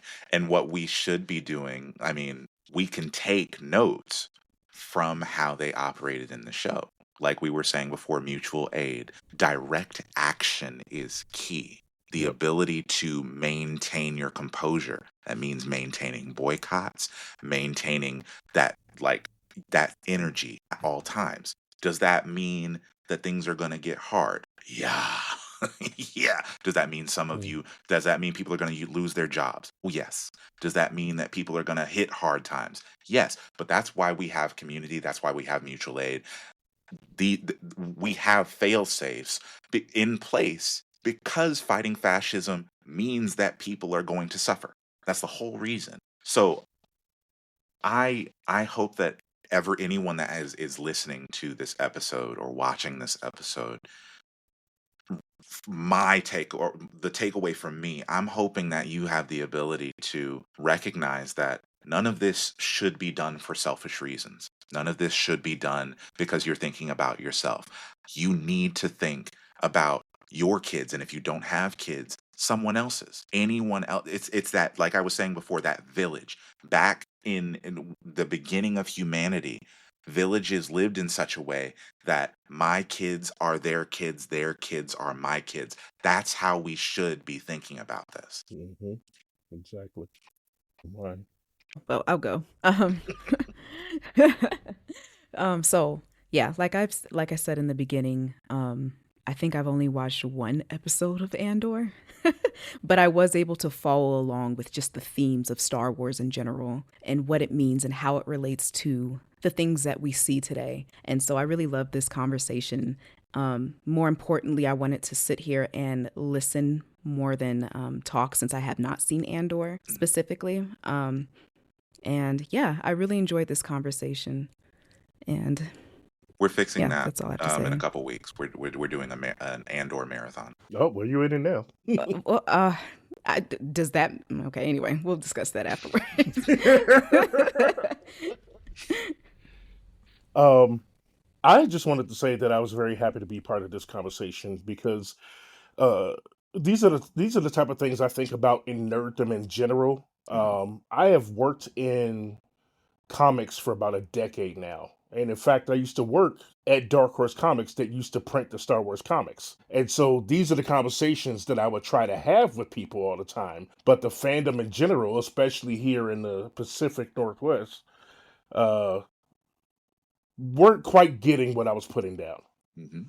Um, and not to say that we haven't had these conversations since, but it was a pleasure to know that I'm not alone and see these parallels when it comes to one of my favorite nerddoms to follow. So, Everything has nuance and intersectionality, and a lot of people who are in comic spaces, well, this should just be entertainment. I shouldn't have to worry about politics. I shouldn't have to worry about for many people, for Black people and people of color, we don't get that luxury. mm-mm, Everything has to do with race. Everything has to do with politics. So and most of these shows and TV shows bring elements from the real world, and those things carry over into the shows, into the comics. You cannot approach these things without the ability to decipher nuance. Otherwise, you just end up looking like uneducated. pretty Like a much. bigot. Yeah. I think one thing I want to say before we go is going back to Andor.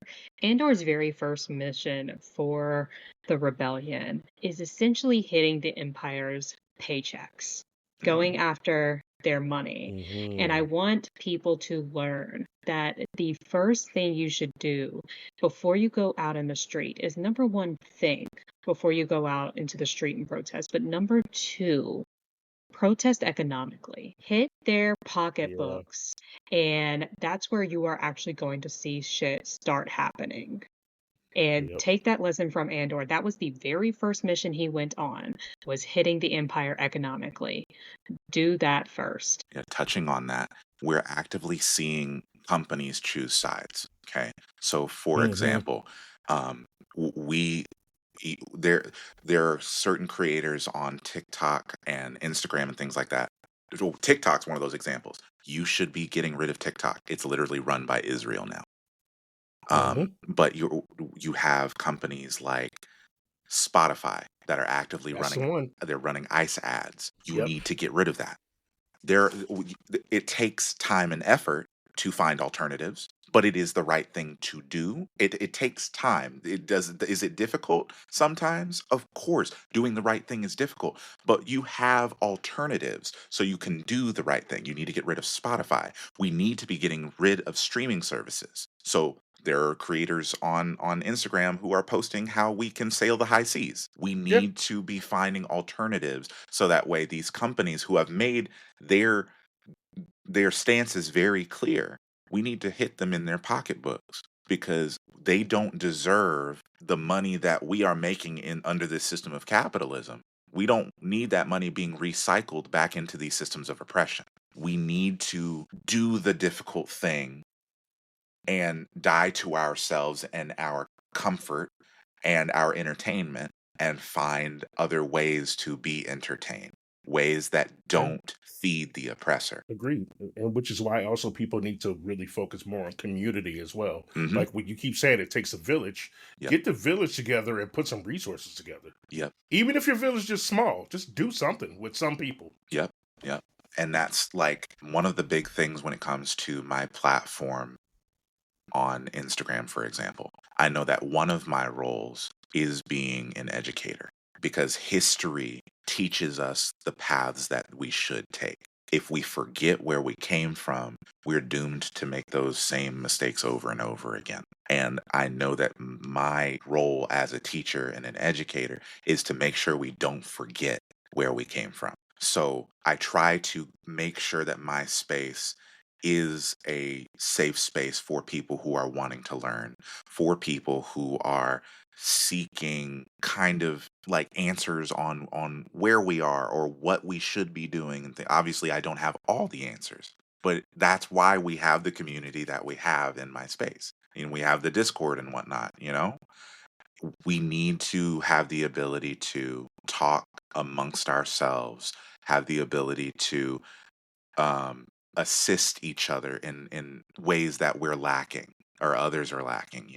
It takes the ability to take critique. It takes the ability to think about other people. It takes the ability to not be selfish. And these are very difficult things that people are having trouble with right now.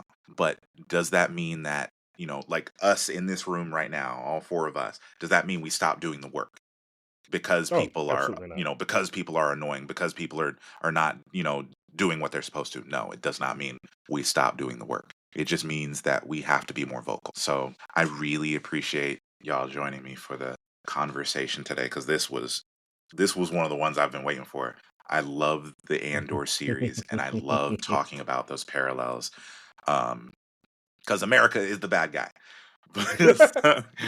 So, um, thank you guys so much. And where's Cerius, where can we find you and where can we find your stuff? Well, you can find me on YouTube actually under the channel Serious Slack with Serious Black, where I post music video reactions and I conduct interviews with comic book creators and other creators, and I dig into their hobbies, them as people, and some of their activism. And then I'm on Instagram and I think Facebook. No, I think I left that. But I'm on Instagram as Serious Black, and that's CeriusBlaq. So you can find me at those places. And that's about it, I think. Yeah. Cool. All right. So Desiree, we know about you. Sydney, we know about you. Sydney, go power down. Powering down. Oh my God. All right. Man, I like this format for the guest Yeah. episodes. I like them being longer episodes. But Yeah. as always, this is Ebony Warrior Studios with blinding speed, master quality, and untold savagery. Go drink some water and do something productive, like dismantling systems of capitalism. Okay? All right. That's an order.